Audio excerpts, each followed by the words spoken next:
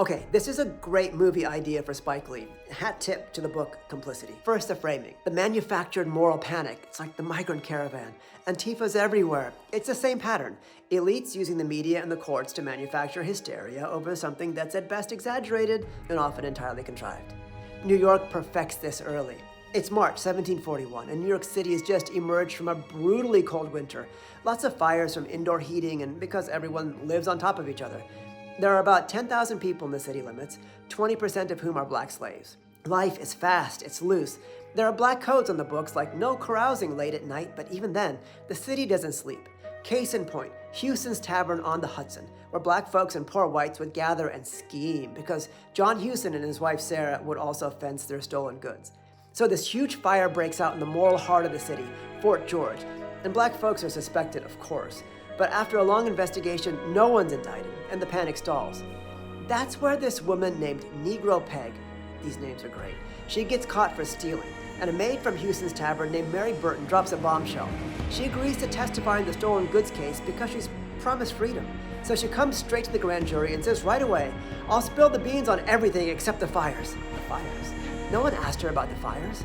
Thanks to Mary's weird and strange outburst, Negro Peg is put on trial for the fires, with a couple of dudes named Caesar and Prince, and a couple more named Cuffy and Quack.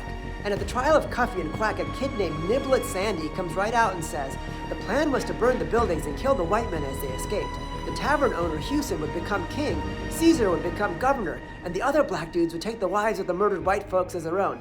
This is nuts, but that's all that the racist British prosecutor Daniel Horsmanden needs to hear.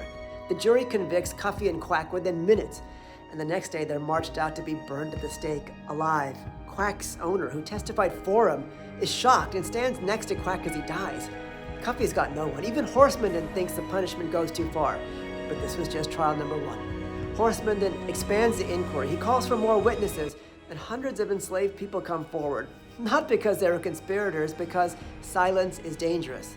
The investigation fueled itself and became a rolling tribunal that lasts for months. And in the end, it only proved one thing with certainty, that many black New Yorkers speak openly in taverns, kitchens, and docks about how much they hate slavery and all of their fantasies of revolt.